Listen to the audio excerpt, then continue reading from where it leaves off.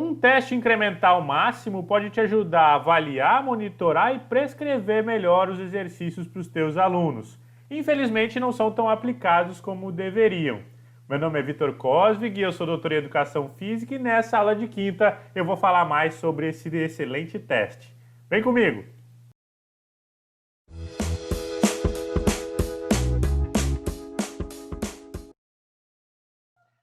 Bem-vindos, meus amigos, a mais uma aula de quinta. Hoje um assunto extremamente importante para a prática profissional do professor de Educação Física e também extremamente importante para quem faz pesquisa, pensa em fazer pesquisa, vai precisar fazer TCC, etc, ok?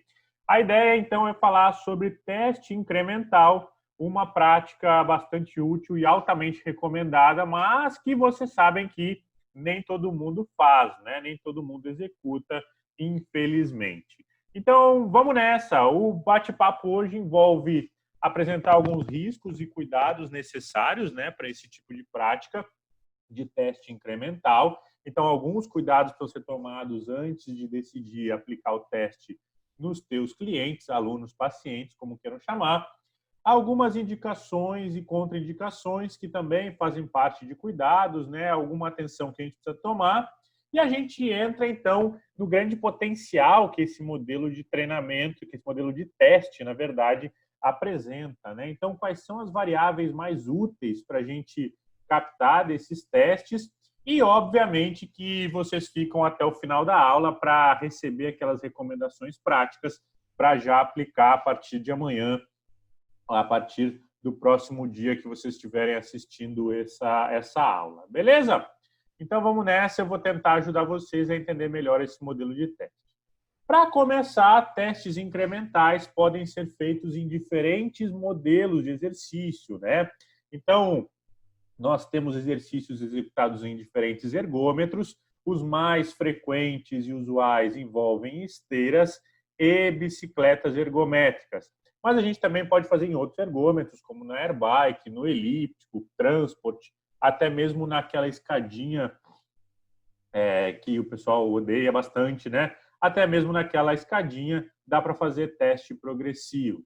Além dos ergômetros, a gente também pode fazer testes de campo, ou de pista, ou de quadra, seja como preferirem. A gente pode fazer testes que não envolvem a necessidade de equipamentos mais elaborados e que podem ser utilizados, inclusive, durante a prática esportiva, no ambiente da prática esportiva. Neste mesmo contexto, dá para fazer, inclusive, utilizando não necessariamente corrida, pedalada, mas fazendo gestos motores das modalidades esportivas.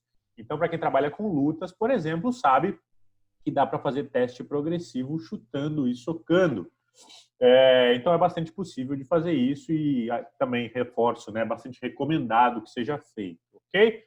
Existe também uma outra possibilidade, um pouco menos utilizada, mas tão válida quanto as demais, que é o teste do degrau, ou teste de banco, como queiram chamar. O sujeito precisa ficar subindo e descendo o degrau, ok? A partir do controle de um metrônomo. Então, são inúmeras as possibilidades, envolvem diferentes padrões motores de movimento. Aqui vai a primeira recomendação importante: escolha aquele teste mais relacionado com o objetivo do aluno e com aquilo que ele vai fazer durante os treinamentos. Então, se o teu aluno pedala, faça testes pedalando. Se o teu aluno chuta, faça testes chutando. Então, isso, obviamente, vai aprimorar a tua prescrição e, obviamente, a avaliação, o monitoramento do treinamento do sujeito. Esses testes podem ser feitos de maneira submáxima, existem equações preditivas que podem ser utilizadas a partir de desempenho não máximo, mas hoje o papo é especificamente sobre testes realizados em esteira e que vão levar o sujeito até a máxima intensidade possível naquele momento. Em outra oportunidade, a gente fala sobre outros testes e outras perspectivas, mas, de modo geral, o mecanismo do teste não muda muito, né? Então, muda o gesto motor, muda a posição corporal. Obviamente, tem outras práticas que eu não citei aqui, dá para fazer teste nadando, por exemplo, na piscina. Então, fica declarado que hoje a ideia é bater esse papo sobre uma prática que eu acredito ser mais útil e mais usual, especialmente na maioria das academias, né? Para tu que é personal trainer, vai se beneficiar mais com isso. Ah, mas professor, tem um monte de bicicleta lá na minha academia. Mas algumas bicicletas têm problemas na contagem de RPM, outras têm problemas que não medem wattagem. Então, é mais fácil ter uma esteira acessível que ela com certeza mede velocidade. E aí vocês podem fazer testes incrementais máximos na academia. Por isso que eu usei esse exemplo, ok? Vamos nessa. O primeiro ponto a ser discutido aqui com vocês é, beleza, pessoal, beleza, professor, eu recebi um aluno aqui, eu achei muito legal assistir tua aula de quinta e eu percebi que fazer testes progressivos máximos é bastante útil para prescrição, monitoramento, avaliação dos alunos.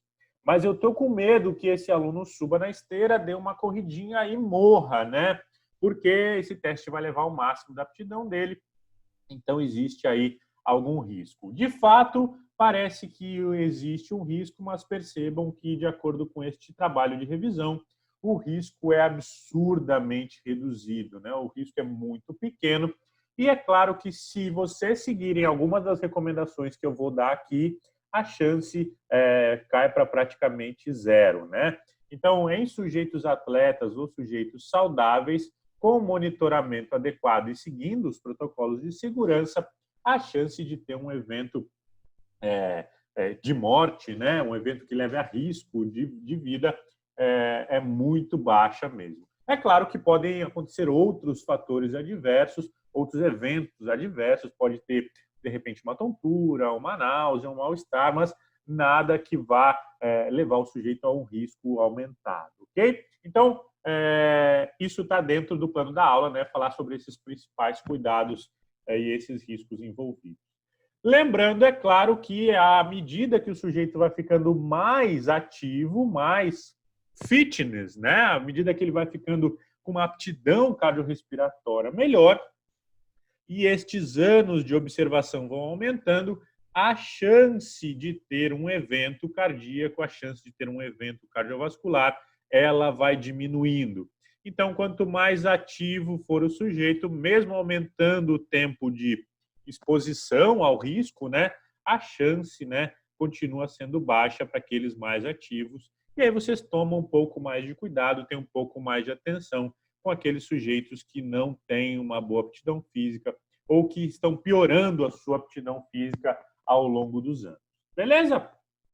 Bom, dito isso, vamos então aos primeiros cuidados, aos principais cuidados na hora de fazer e de executar o teste progressivo máximo, né? Vocês que já fizeram educação física ou estão fazendo, provavelmente já foram apresentados ao PAR-Q. Então, este é um questionário que está associado, né, à prontidão para executar um teste nesse sentido, aos riscos envolvidos. E este é um dos slides da aula de hoje para vocês tirarem o print aí, né? Então, vai ter um monte de slides para vocês tirarem print, porque tem recomendações bastante diretas. Não quer tirar print? Assiste depois lá no YouTube. Então, o que acontece é que, ao pensar em executar um teste com o teu aluno, além da anamnese já padrão, que vai perguntar a idade, que vai perguntar o nome, que vai perguntar a profissão, que vai perguntar uma série de coisas, incluindo os objetivos do aluno, vale a pena apresentar este questionário para ele e verificar quais são as respostas que esse sujeito vai dar a estas 7 perguntas. Então, a primeira recomendação direta aqui. Apresentou o PAR-Q para o aluno de vocês, ele marcou sim em alguma das 7 perguntas. Então, por exemplo, ele sentiu dor no peito no último mês. Ele marcou sim. Aqui vocês dão um passo atrás e lá na academia, atrás do balcão ou na salinha de avaliação, vocês vão dizer para esse aluno, bom, então, antes de executar o teste progressivo até a exaustão, é recomendado que uma consulta médica seja feita, né? Então, obviamente, esse sujeito vai ser recomendado a fazer essa consulta porque ele apresenta uma resposta sim destas 7 perguntas aqui que estão associadas ao risco desse sujeito ter algum evento mais sério durante os exercícios de modo geral, ok? Mas aqui, especificamente, estamos falando dos testes. Beleza, professor. Mas não tive nenhuma resposta assim. Tem mais alguma coisa que eu posso coletar para me sentir mais seguro de aplicar esse teste? Na verdade, tem. Existe um questionário também de histórico, né? Então, nós temos 3 etapas nesse questionário que envolve o histórico dos sujeitos. Nesta primeira etapa, a gente pergunta se ele já passou por algumas dessas situações. A gente pergunta se ele apresenta alguns sintomas e a gente pergunta se ele tem outros problemas de saúde. Apesar de eu considerar que estar grávida não é um problema de saúde necessariamente, mas merece atenção caso seja assinalada. E aí tem uma mensagem muito clara, bate o print desse questionário para depois tu digitar e apresentar para os teus alunos.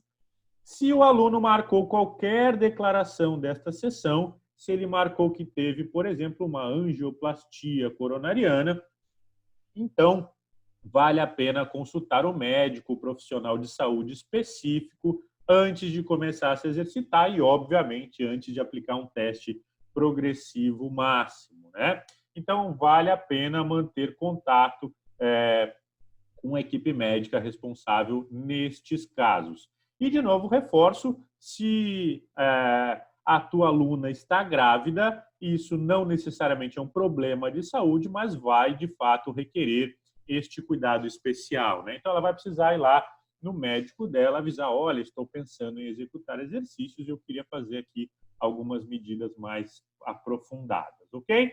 Então, essa primeira etapa envolve históricos, sintomas e outros problemas eventuais. Marcou, vale a pena bater um papo com o médico responsável. Uma segunda etapa, aqui em laranja, envolve fatores de risco. Então, o sujeito não necessariamente apresentou algum evento, não necessariamente tem ou possui alguma restrição, mas apresenta algum fator de risco para eventos cardiovasculares, né?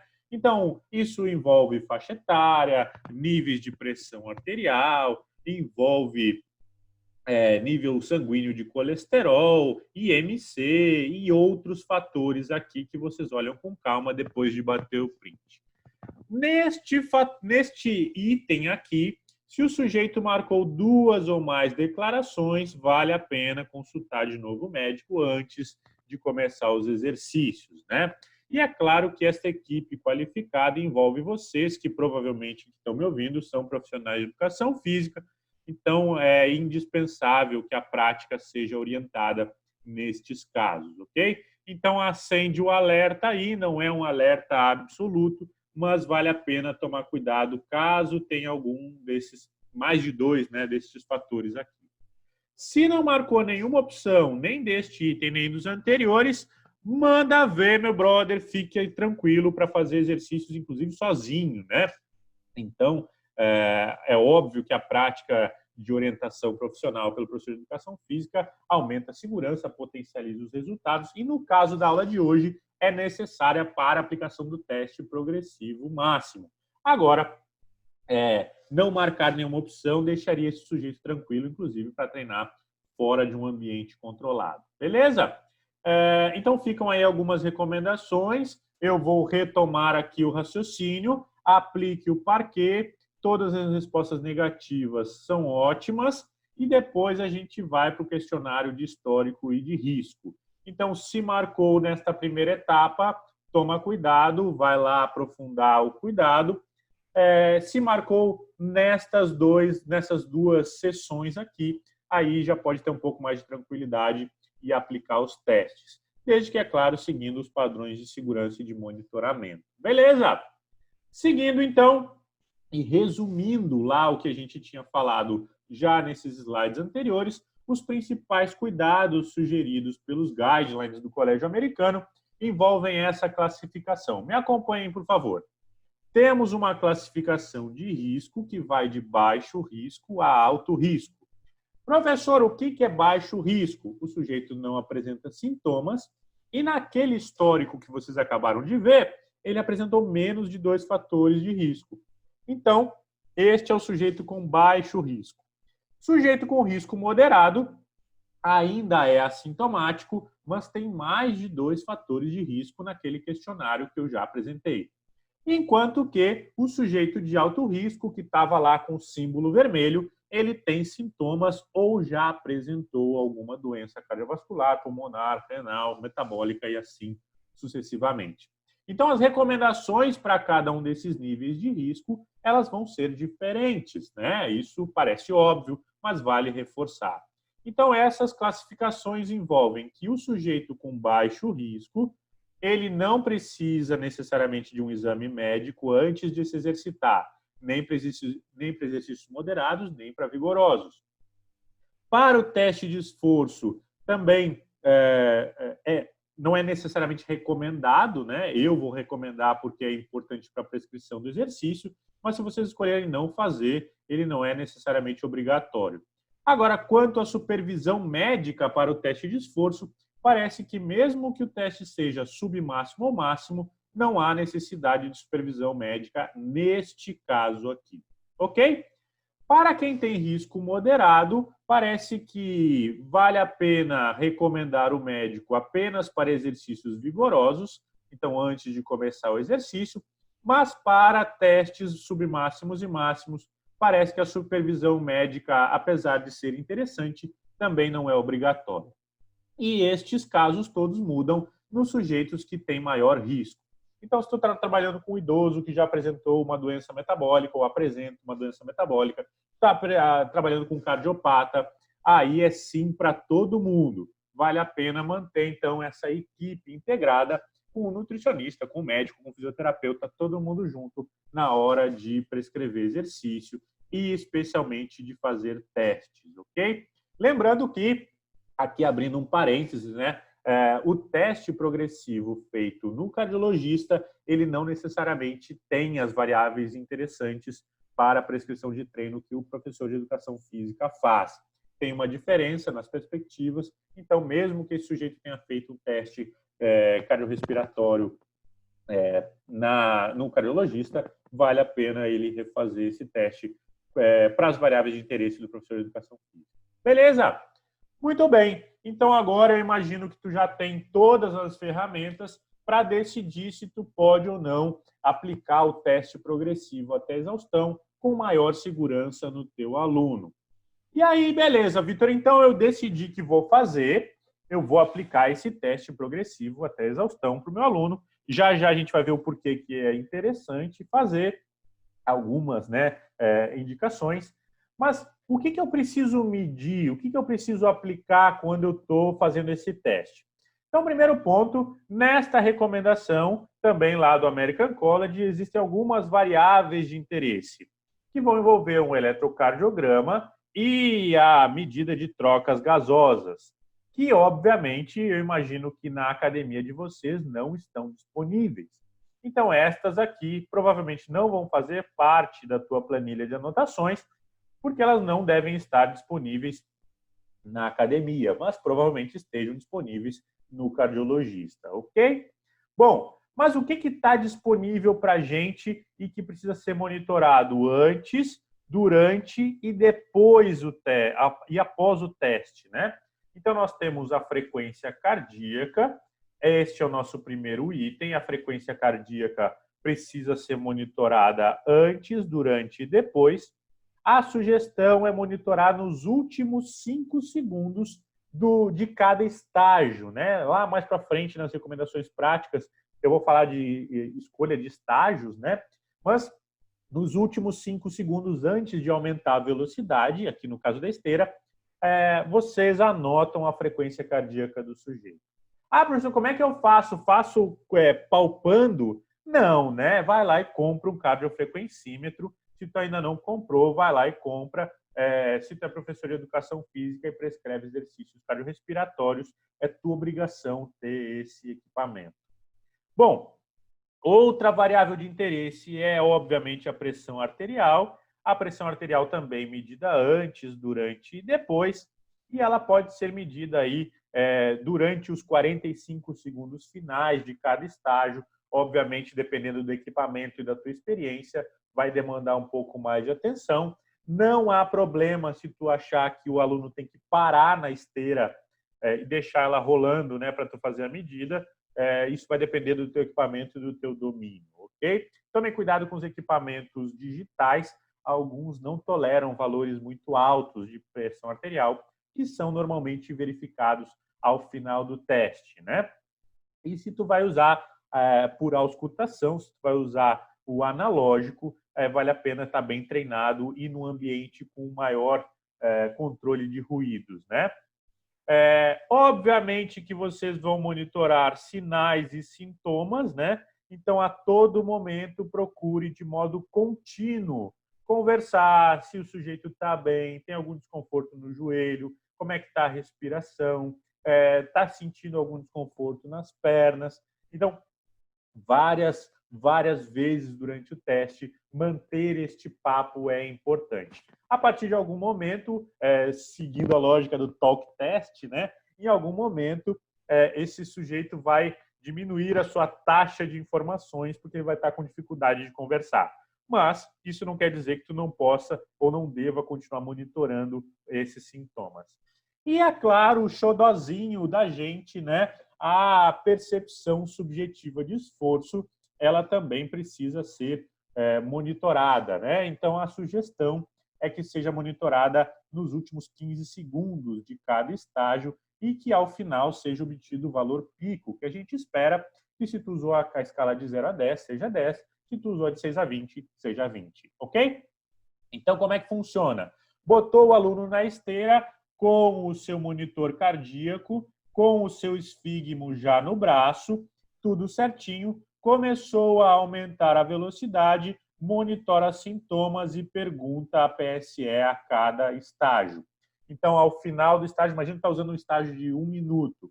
Então, lá no final, aos 45 segundos já do estágio, vai perguntar, então, de 0 a 10, como está o teu esforço? Mostra a escalinha e aí, assim que faltarem só 5 segundos para aumentar a velocidade, tu olha no teu monitor cardíaco e anota a frequência cardíaca desse aluno, ok? Então, este é o procedimento que eu considero mínimo para aplicar num teste progressivo que vai levar o sujeito até a exaustão, ok?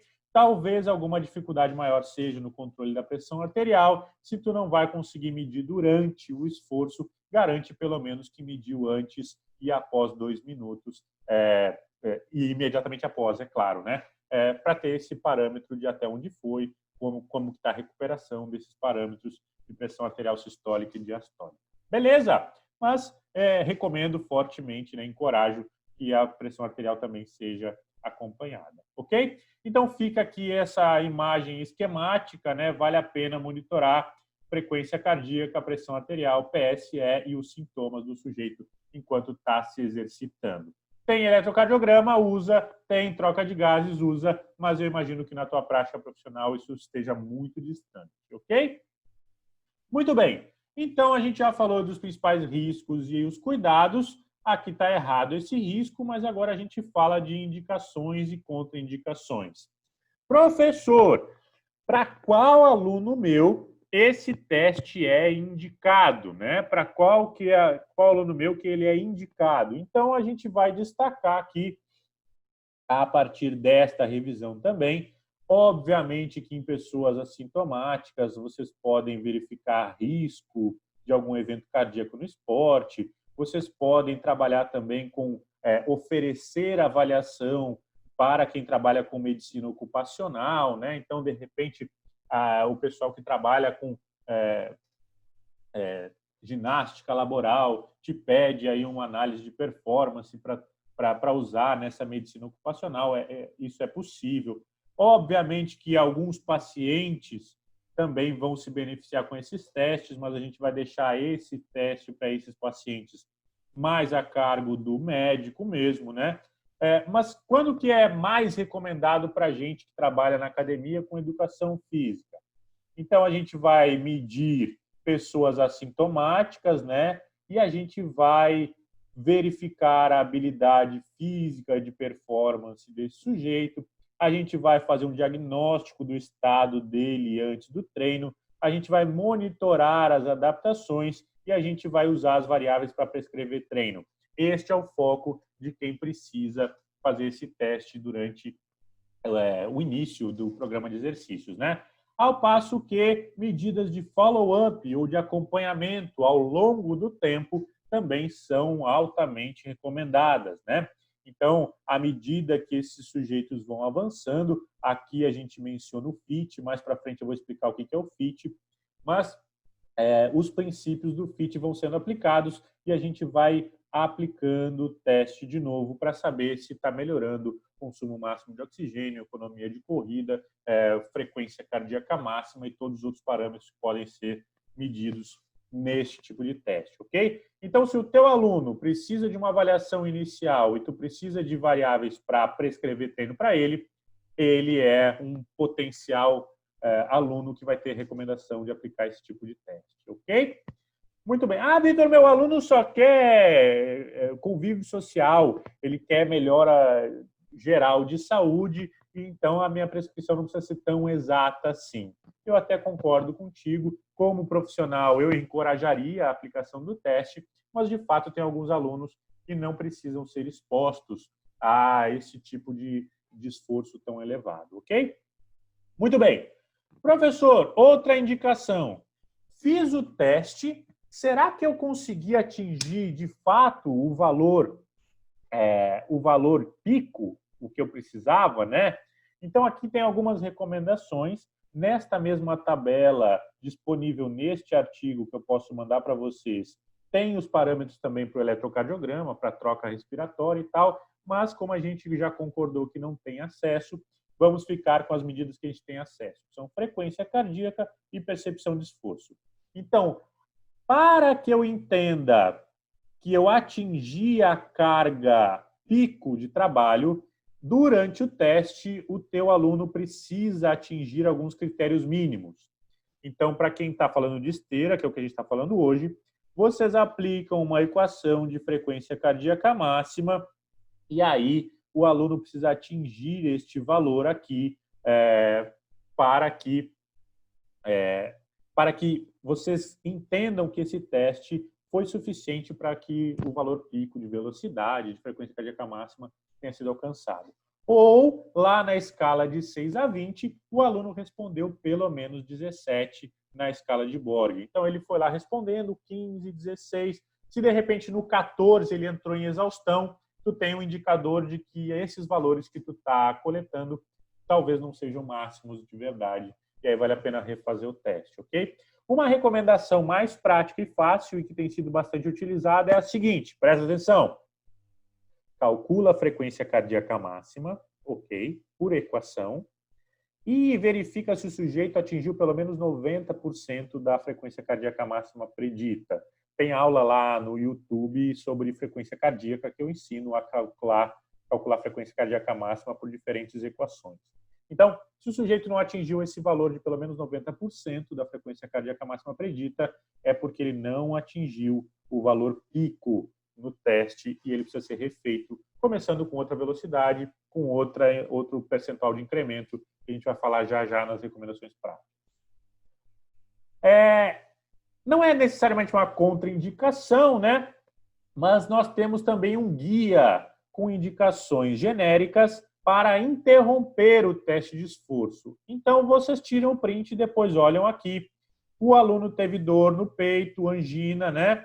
Ele tem sintomas semelhantes à angina. A pressão arterial caiu, mesmo aumentando a velocidade no teste. Eu tenho um aumento excessivo, desproporcional da pressão arterial e todos esses outros fatores aqui, inclusive o indivíduo pedindo para parar, né? O que parece óbvio, são, então, indicações para interromper o teste de esforço naquele momento. Eu sei que tem alguns de vocês, são no pain, no gain, né? São hardcore, e aí o aluno pede para parar e vocês acham que ele está mentindo. Mas se o aluno pediu para parar, façam o favor para ele e parem o teste, né? Então, manifestações de fadiga grave, mais sérias, ou problema no equipamento, interrompe o teste e aí pensa, reavalia, né? Para saber se vai refazer o teste ou não.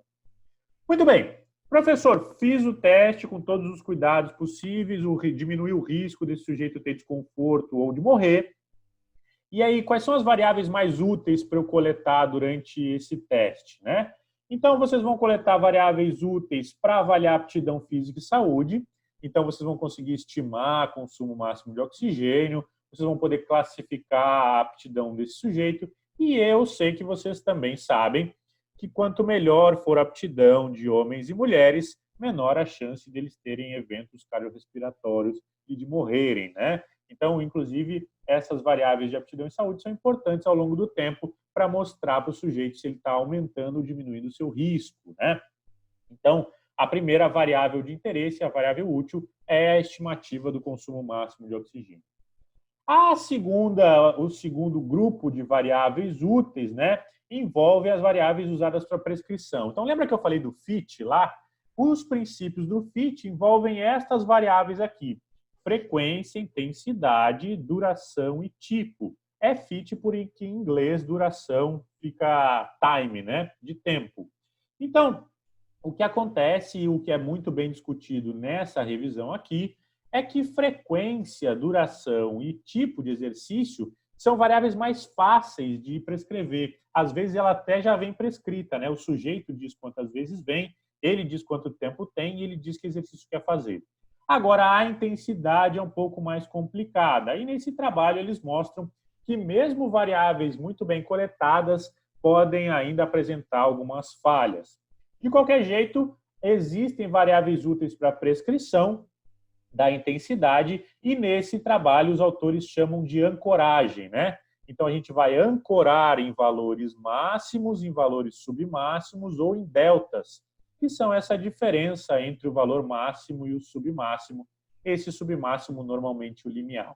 Então, num teste progressivo máximo até exaustão, nós podemos pegar velocidade máxima, velocidade de limiar, limiar anaeróbio, os deltas, né, delta 50, por exemplo, que é a diferença do máximo para o limiar anaeróbio, e inúmeras variáveis da frequência cardíaca, especialmente frequência cardíaca máxima, ou frequência cardíaca de limiar, ou frequência cardíaca de delta, e assim sucessivamente. Então, vale a pena pensar nesse teste para coletar variáveis de prescrição. Obviamente que a gente também tem ainda a importância das variáveis úteis para acompanhamento. Nesta meta-análise aqui, os sujeitos viram que HIIT parece ser melhor do que contínuo para melhorar a aptidão física dos sujeitos. Se tu quer acompanhar o tamanho do efeito que o teu treino tem no teu aluno, tu vai precisar de alguma variável para indicar isso para ele.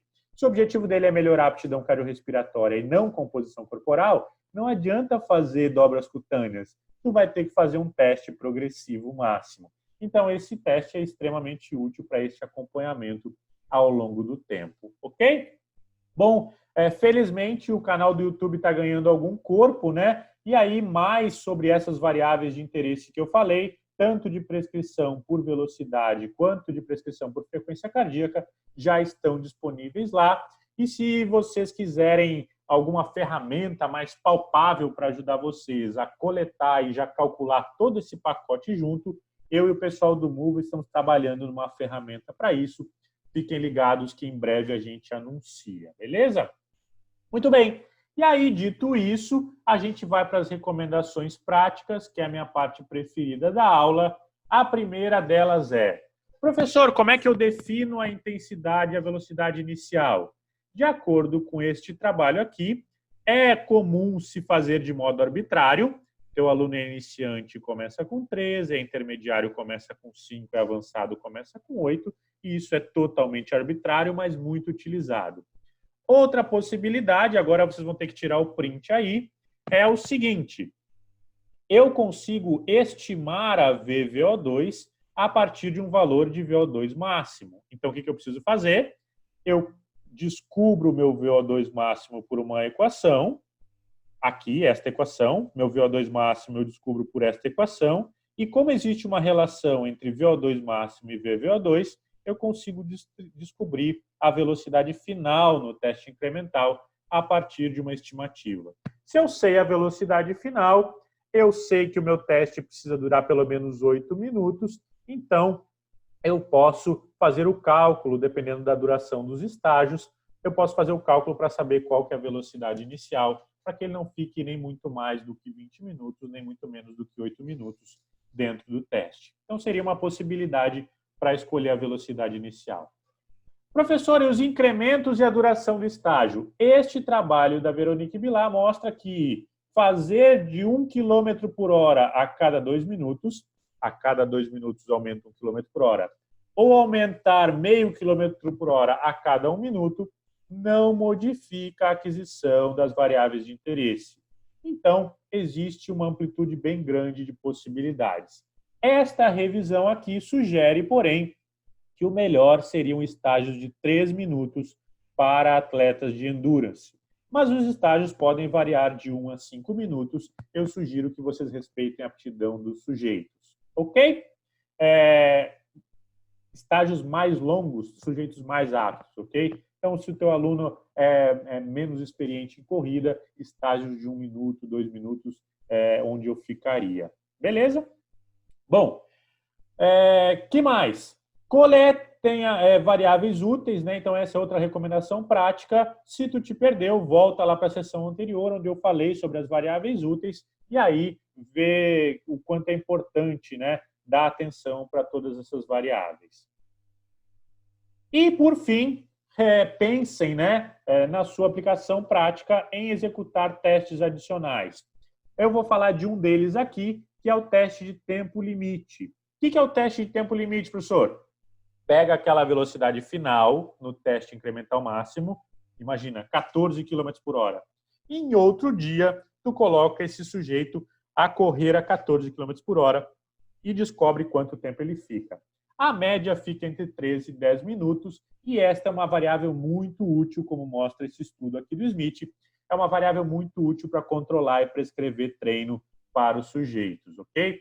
Aqui eles estão sugerindo que os sprints durem 60% do tempo limite, mas numa outra oportunidade eu falo sobre isso com mais calma. Beleza? Eu sei que tu já está me seguindo lá no Instagram e no YouTube, mas de qualquer jeito fica a recomendação aqui para tu mandar para os amigos que ainda não conhecem. A gente vai voltar agora para algumas perguntas, mas eu já agradeço a presença de vocês, espero que tenham gostado e na semana que vem tem aula de quinta de novo. Beleza? Valeu, pessoal!